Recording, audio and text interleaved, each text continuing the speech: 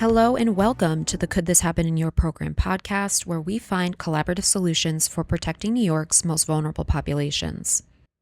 On today's episode, we are honored to be joined by Joe Macbeth, President and CEO of the National Alliance for Direct Support Professionals. He joins us for a special conversation about the evolving role of the direct support professional and the shared responsibility we have to equip DSPs with the necessary tools to safeguard those in care. Okay, well, welcome, Joe. Thank you for joining us. Again, for our viewers and listeners, we're speaking with Joe Macbeth, President and CEO of the National Alliance for Direct Support Professionals, or NADSP. Yep. How are you today? Thank you I'm for good. joining. Thanks for having me. Yeah. We'll dive right into it, into kind of your history, your background. I know, from speaking with you that you started out as a direct support professional. Can you speak to that a bit? I did. It was a long time ago. It was in 1983, just out of college, fresh out of college, and I was looking for a job so I could move out of my parents' house. And I looked in the newspaper and I saw an advertisement for a resident instructor. And I had no idea what a resident instructor was. It was in the Times Union classified advertisement section of the paper. And I circled it and I went down and I filled out this application. And it was basically for a direct support professional job with a local agency. And to my surprise, they hired me on the spot. See, this was 1983, before we had the criminal background checks in the Justice Center and everything like that. They hired me on the spot. I got 2 days of training, and then I was to report to this group home in Schenectady. And I'll never forget that day. I'll never forget that moment of walking into this home for 12 people, and not being prepared.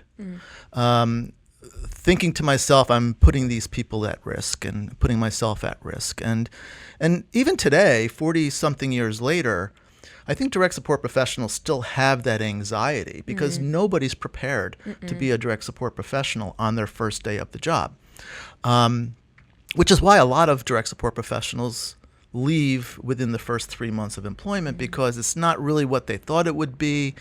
There's a lot of issues with those early days of employment.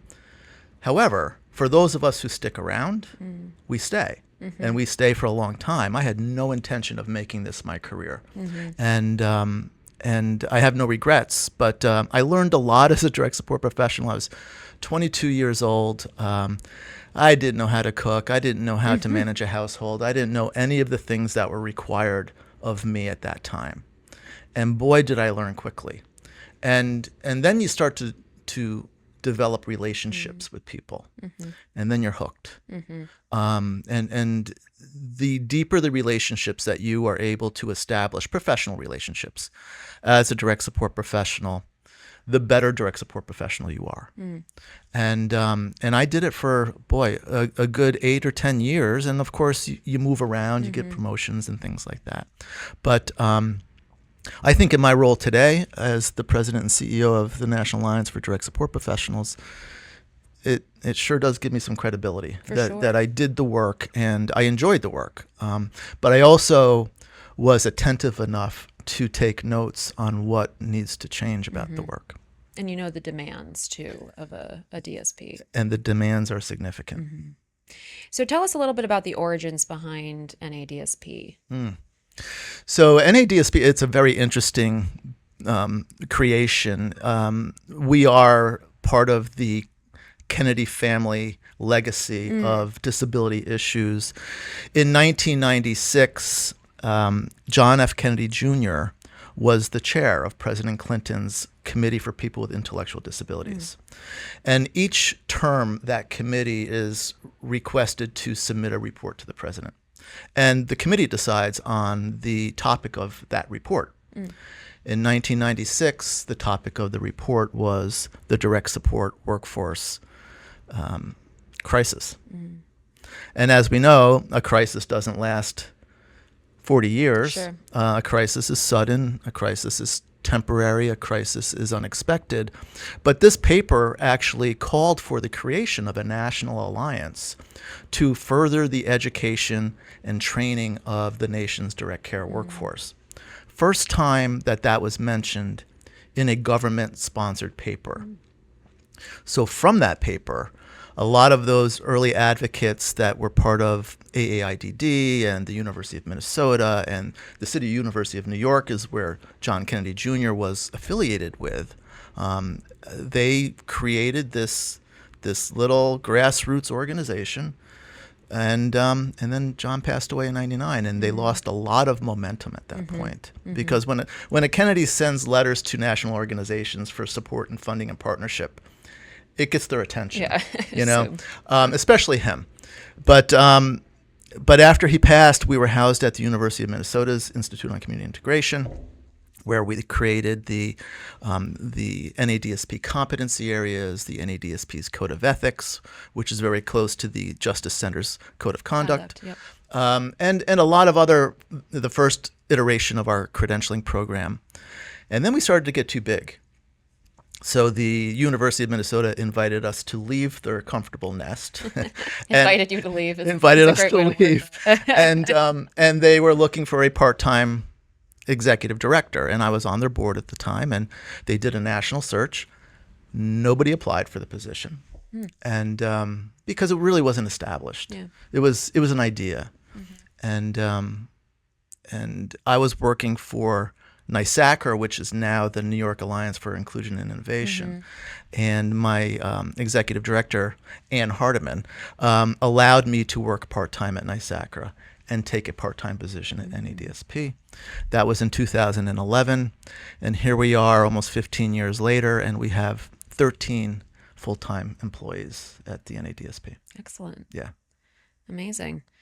I want to talk a little bit about the role of the direct support professional. I think it's really evolved over time from being more of just what I think most would view as a caregiver to really a skilled position that requires, to your point, a lot of different skill sets. Yep.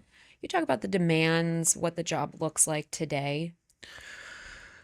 It's a complex job, and we as a system, as a field, have not given the direct support workforce its due credit. The work, as you mentioned, is often misperceived as an entry-level caregiving position that just anybody can do. And nothing could be further from the truth. It is a job that requires high level of judgment, a high level of professional ethics, sound decision-making and judgment, and also the ability to build those relationships with not only the people that you support, but their families, your coworkers, the community. And you see direct support professionals, the direct support professionals office is the community. That's where they work. That's where they do their work. And it is different every day. And it's dependent on the person that you support's their own individual support needs or preferences or goals or outcomes that's required. So you have to have a high level of flexibility as well. But the role and the expectations have evolved over the 40 years that I've been doing this work, where direct support professionals are now being seen more and more as a co-professional to those other disciplines like social workers, psychologists, nurses, dietitians. They're part of the interdisciplinary team, and their input is valuable. And we need to, as a system and as my organization, try to get direct support professionals to understand their role in this vast disability complex. And it's not an easy thing to do because I think we are still kind of entrenched in some old ways of thinking. And one of the things that I try to do is to get direct support professionals to see that without them, and you know this at the Justice Center, the system is going to collapse. Exactly. The system will be less safe for people with disabilities. And DSPs are often the front lines of helping people protect themselves from bad things. So all of that is, and you can't, I've been doing this a long time. I can't describe what a direct support professional does in an elevator. And if anybody can, I don't have that pitch because I can go on for a day about what direct support professionals do. The reality is and I hope we get to this later, they are still relatively anonymous, not only in our communities, but by the federal government. And yeah, I mean, you said it well that the Justice Center knows this very well. I mean, we're still a new agency in the grand scheme of New York State, but we've been around a while, and we learned early on in the Justice Center that the DSP is our friend. They are also a source of intelligence that we need to learn from the service sector what they need to grow, what they need to keep people safer, so that we can help aid in their development as well. And so I think we've had this kind of codependent relationship for a while, that our relationship with the DSP has also evolved quite a bit. It has evolved. It has evolved immensely. I remember the early days of the Justice Center and the anxiety and the trepidation in the system and the misinformation, quite frankly, and the myths and the legends around what the Justice Center is going to do, which is why I wanted to get involved with the Justice Center, because nothing is more important to a direct support professional than the safety of the people that they support. And to see the Justice Center as an opportunity to build a relationship, a symbiotic relationship where you support us, we support you, and we both support the people with disabilities. Because let's be honest, if they don't trust us, no one's going to make a report, right? We're not going to know about allegations to then follow up on. So, I think we've done, leaps and bounds working with you, and to making that relationship stronger and, a better environment. Yeah, it was necessary. It was. I mean, the Code of Conduct Awards is celebrate the good. Celebrate the good, and that came out of focus groups that we did in those early days, and rooms with DSPs, who we promised that their identity would be anonymous. Share with us what's going on. What's going on out there, and they were all saying, find us doing something good. Share that. The bad guys get all the attention, and by the way, the bad guys are a small fraction of this workforce, and they need to be removed. But in the focus groups, it was loud and clear: turn it to a positive. And I think that you have. Yeah. Well, we appreciate that. So tell us a little bit about training programs that exist to help elevate the role of the DSP and give them a path forward to success. Well, training is training, and there's a lot of good training programs out there. In my opinion, good training is focused on the competency areas, the validated, portable competency sets that are researched and proven to be valid. And there's other soft skill types of trainings that are out there. But training is not a one and done thing. Training is like a doctor's practice or a lawyer's practice. Training is throughout your career, lifelong learning in direct support. The competency-based training is important because it covers all of those different roles. And we, as an organization, review training curricula. We accredit it, and that training curricula is approved to be used towards our national credential called the eBadge Academy. Now, the eBadge Academy, I'm really proud of it. There's a few states that are using it in a very big way, including New York. And it's funded through like OPWDD in New York State, ODP in Pennsylvania. But DSPs who go through it, it's a fairly rigorous process. And they should earn something when they achieve our 3 levels of certification. And through some funding post-COVID with ARPA, we're able to provide bonuses for DSPs, which is great. You get $1,000 for each level. Fantastic. But here's what I know about DSPs. That $1,000 will be spent the next day. Immediately.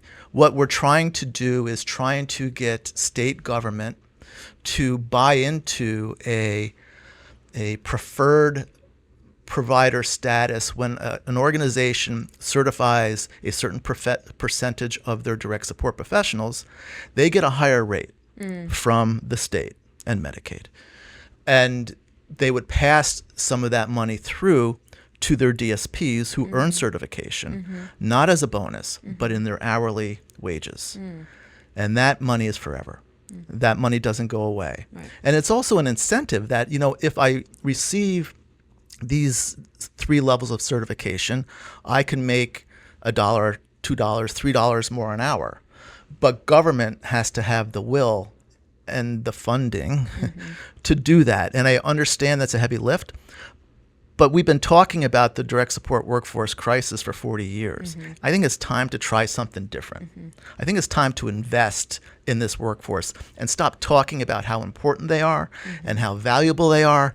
They need money, they need a livable wage, and a career ladder program that is based on competencies, the review and the demonstration of their skills, that leads to certification by an objective third party, is what every other profession does. So I think it's gonna happen. It probably won't happen during my career. I think this is a generational issue, but it will happen, and we have the foundation for it to happen. I mean, you touched on funding. I do want to mention, I think it's kind of the elephant in the room with some of the Medicaid cuts that New York certainly isn't immune to. The rest of the country is experiencing or, gearing up to experience. How does that impact the DSP community? Who I would assume, not only those they care for are impacted by these cuts, but also them themselves probably rely on a lot of Medicaid funding. Absolutely. So it's, duly affected in my view.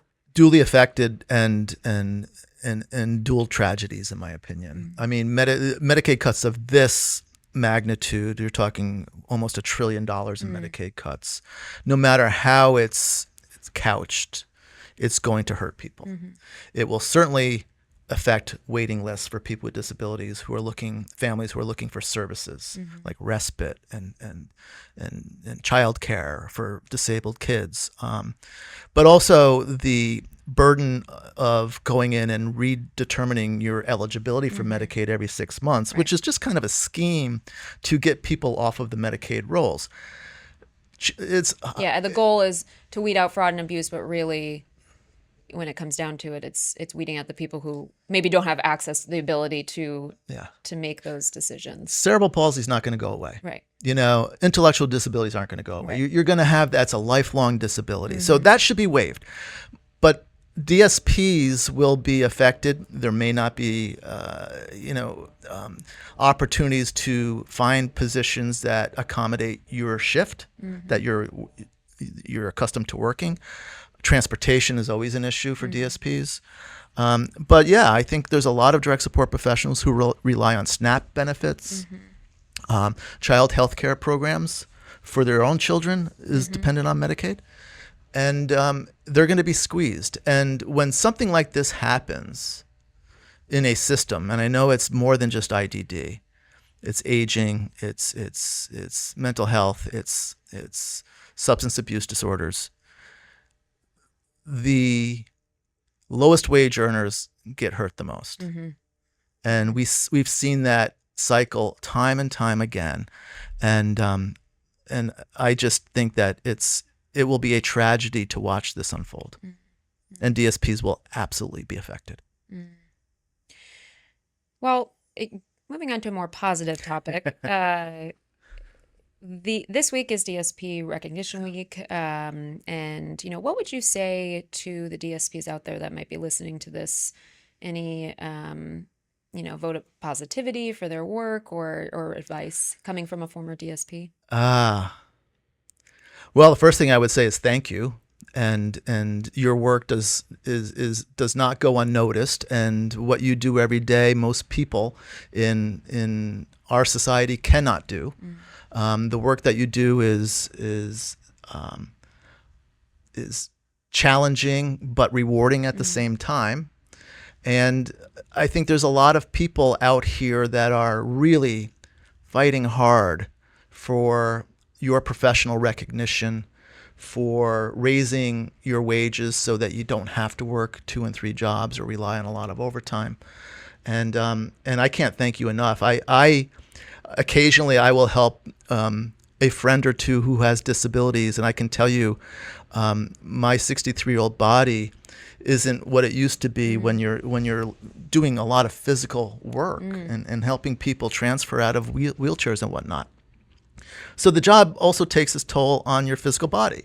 So take care of yourself and be good to yourself and take your time and reflect on how you've impacted people's lives in so many positive ways. I have this love-hate relationship with DSP Week because a lot of DSPs work for organizations that don't celebrate DSP Week or it's foreign to them. And we see that on our Facebook page where there's 30,000 people who some are being recognized, some are not. And I always say, well, direct support professionals, you need more than a week. You need a lot more than a week. But take this week and make the most of it. Well, you do also have a national conference that, again, when this airs, you'll be right in the middle of. So what are you most excited about for the conference? Well, we do a conference every other year. It's hard for us to get direct support professionals away from their work. They're busy people at work. It's hard for organizations, employers to free up DSPs to travel to a 3-day conference. And we beg and we push and we guilt to get DSPs in the rooms with us. It's magic. We will have 500 direct support professionals from all over the United States, including Alaska, who are coming to join us to celebrate, to learn, to network. We've got a couple of awards that we're giving out. A New Yorker, BJ Stasio, is receiving our Dave Hingsberger Humanitarian Award. He's a Buffalo guy. Yeah. The conference is in Buffalo. Really excited about that. And there's a lot of great learning sessions, but it's more than a conference. When 500 direct support professionals get into a room, there's just a whole lot of love. And I know that sounds a little corny, but you couldn't speak in front of a nicer audience, a more forgiving audience. And then once we get them talking, one of the things that I really want to do, I encourage people to get away from your table. If you're sitting next to your coworkers from the same organization, get away from them. Go sit with people you don't know, because the best thing about conferences is networking. And we really want DSPs to network. And we thank the Justice Center for your sponsorship and your presence at this event. I know Governor Hochul has been really, really positive about this conference in general. We're in her hometown as well. Yep. And the work that OPWDD has done to support us throughout this whole conference planning. It's not easy. No, it's not easy. It's a lot of work. It is. But to your point, great opportunities for these DSPs to network, learn from other states, assuming what challenges are being faced in different regions of the country. Some much needed educational opportunities. I think we're presenting our professional boundaries. You are. That's a great session. Yeah. We just did a podcast episode on professional boundaries. So, See, that is a great example of a session that has no state boundaries. Right. You folks are going to be doing the session, but every direct support professional in that room will understand the need for professional boundaries. Exactly. And it's such an interesting topic after I got to dig into it a little bit. And something that, you would assume, I know the line that, can't be crossed, but it's hard. To your point, you develop such great relationships, especially with the people you care for and your colleagues. I think people always leave with a nugget of information they didn't know. Yeah. And I can go on. I mean, as a direct support professional, we talk about professional boundaries, and that's why that session is so important. But it's hard not to develop a caring relationship that you truly do care about the people that you support. And DSPs and you wouldn't want to struggle discourage with that. No, Right. you don't. Yeah. And but there needs to be lines. because I've seen some really shady things happen because of the lack of boundaries. Mm-hmm. And I've, in my tenure, have terminated DSPs for not Yeah. following those boundaries, Yeah. sadly. Okay, I mean, I think we're approaching the end of our discussion, but is there anything you would leave our listeners with, or any one piece of advice you'd give to DSPs maybe listening in? One piece of advice for DSPs. I know you don't have an Yeah. elevator pitch, but I don't. maybe one piece of advice. My advice is, cherish your coworkers, work within the context of your team, communicate well with each other, document everything, be flexible in your role, smile, be an open gatekeeper where, people will come to you, establish relationships with your community.